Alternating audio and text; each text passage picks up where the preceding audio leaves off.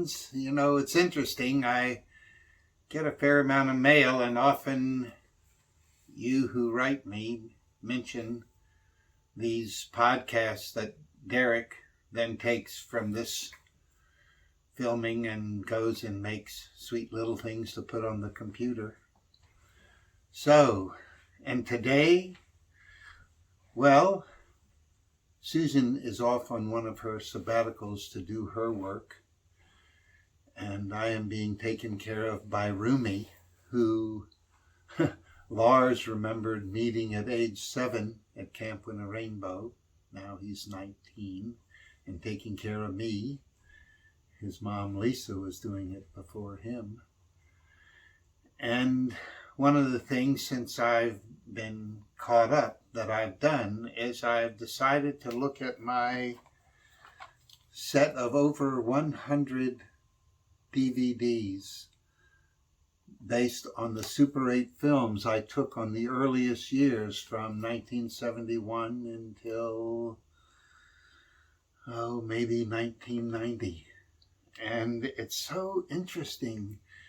First, that they're all in focus. They were from Super 8s to DVD, and it takes us through. There was a 11-month trip to Europe, North Africa, and Russia, 1973, 74, and have been watching that and just loving seeing my old friends that I also was living with for a number of years on that trip, where every day we're playing with the world. Yesterday we were at the architecture of Antonio Gaudi, and that was really thrilling in Spain, and there was Morocco and Russia. So you really see that in those days we were called the Zanies. We did a lot of movie making. I saw the movie of the love song of J. Alfred Prufrock, T.S. Eliot's poem. And, you know, I'm so glad I took those Super 8 films, and I did Super 8 because the whole internet world had not opened up yet. This was 50 to 40 years ago. And Super 8s are a real hassle to load up and to show. But now that they've been converted, in the years that I was lecturing, I had these Super 8s converted. And you see Zag, who is now 43, as a 3-month-old.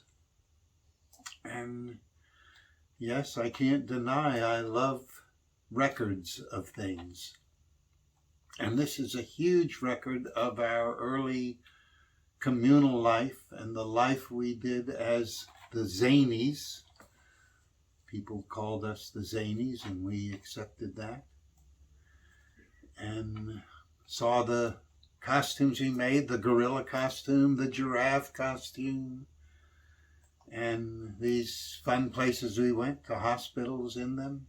And I've gone to Russia in the gorilla costume. So,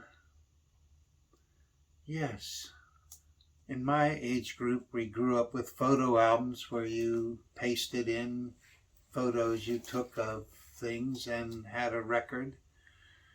And I early on got a Super 8 film. And these were inexpensive ways, not nearly as inexpensive of having a smartphone where you just film things and do with them what you want. So, you know what, really, in a way, looking at these old films, I am so glad I was doing what I was doing. There was nothing I was doing in those days that I regretted, as so many people regret what they're doing in their previous life. But we had children. I had, at that time, a wonderful wife in Linda, and we had 2 sons that are now 43 and 32. Wow. And all of the play that has been turned into clown trips and foolishness was experimented on in those days. I did not think in those days that I was a clown. That was more 15 years or so later. What can I say? Record your life.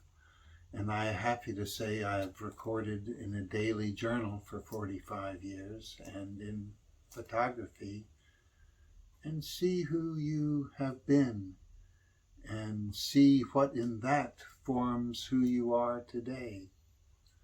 That is really clear. And I'm so glad to have this record, both for when I depart so that children and grandchildren can see it and perhaps others, but that I have been studying it like crazy, just seeing these parts of the past as they live in the future today. Maybe this is about a record of things. That's what we're talking about.